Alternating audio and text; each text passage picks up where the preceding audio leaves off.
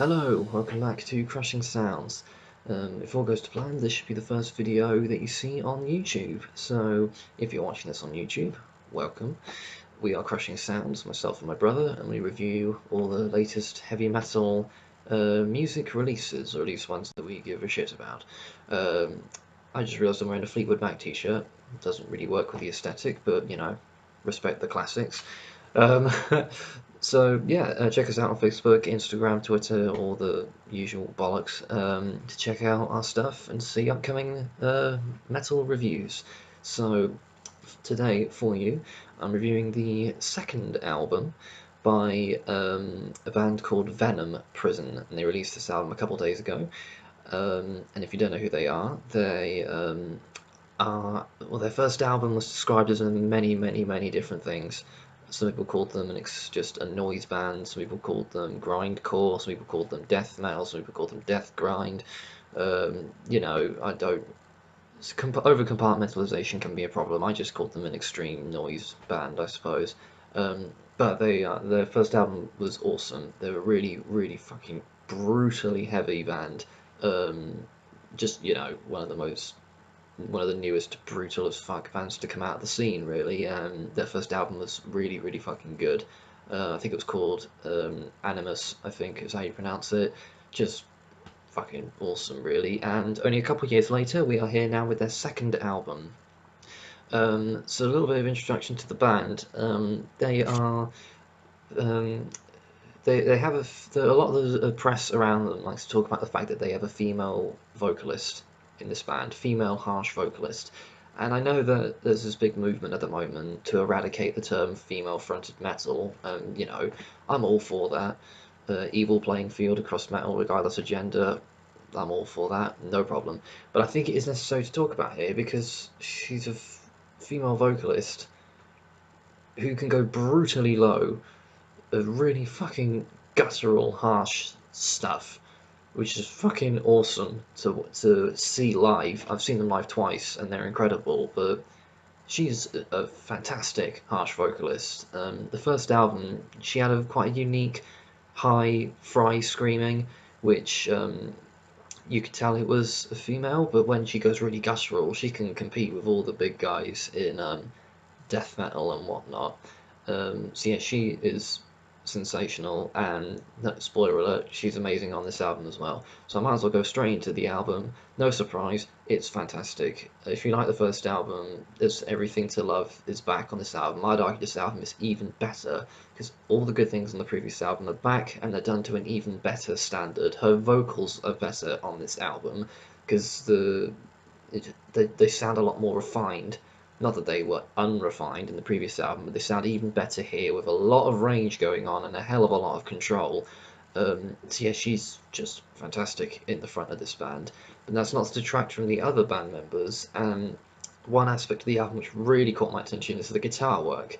You have the chugging traditional slamming chords which you'd expect to find on this kind of album, and they're brutally heavy and they complement the drums phenomenally. There's also a lot of lead riffing going on, which is not what I expected. It's there a little bit on the first album. On this album, it's much more in the forefront, and I really like it, but I am biased. I am a guitar player after all. But I really liked that. It set this album apart from the contemporaries, really.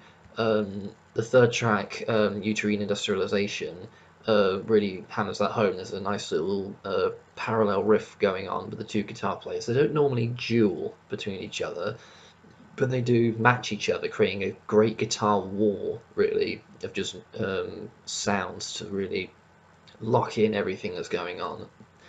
Although if you prefer the more brutal stuff, the fourth track on the album, Self-Inflicted Violence, is a monster of a track. It's really fucking heavy, so if you want your heavy kicks, if you can't find it in the other 90% of the album, on this song, it's really fucking good as well. But if you want an example of the sublime guitar work, check out the song Azura's Realm, just after the halfway mark.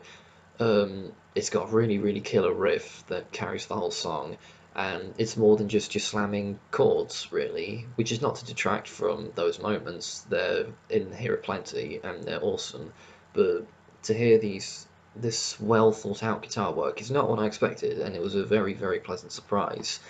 Um, the it's the whole thing feels a bit more streamlined and to the point much more than the previous album, which was more noise influenced. I heard a lot of early Pig Destroyer on the first album, which is fine. I love Pig Destroyer, and on this album, that's pulled back just a little bit to put a bit more focus on the actual streamlined structure, really, rather than just explosion of noise, which is again fine. And on both the first album and this album are about 45 minutes in length, and I think that length of time suits this album better than the previous album, because as much as I love the first few Pig Destroyer albums, there's a reason they're as short as they are, because they don't warrant being 45 minutes, because it's just an assault on your ears, really. Whereas this album, with the slightly more intricate stuff going on, suits being 45 minutes, and it's paced really well. They cleverly put an ambient noise track halfway through the album. Most bands put that as the intro to the album, and I'm sick of bands doing that. It's not original anymore. Stop doing it. This band, on this album, it's halfway through the album, so it breaks up the flow of the album quite nicely, so it's much more easy to digest. You also have a breather, really. It all comes to a head in a brilliant closing track, Naraka, which is just everything turned up to 11. The guitars are slamming, there's riffing, the drums are heavy as fuck, and the vocals go every single kind of harsh vocal you can think of, the high fry screaming to the low guttural stuff. It's all just done to a fantastic standard. And that's really all you can really say about this album. It's the first album, but better tenfold. If you love the first album, this one's even better. So, yeah, Venom Prison. They're fastly becoming this very, very, very successful band when it comes to musical competence. 2 albums under their belt, and they're both really, really fucking good. If they keep this up, they'll be one of the big players of the genre. I've seen them live twice. They're great live as well. So, what more could you want? If you want to listen to some extreme noise, grind, death, fuck it. Heavy fucking extreme metal. Don't overthink it. If you want to listen to some heavy fucking extreme metal, check out Venom Prison. Either album, but this one's even better. Samsara, Venom Prison. Amazing. So yeah, thanks for checking this out. We'll probably migrate everything over to YouTube now, so this will be our mainstay.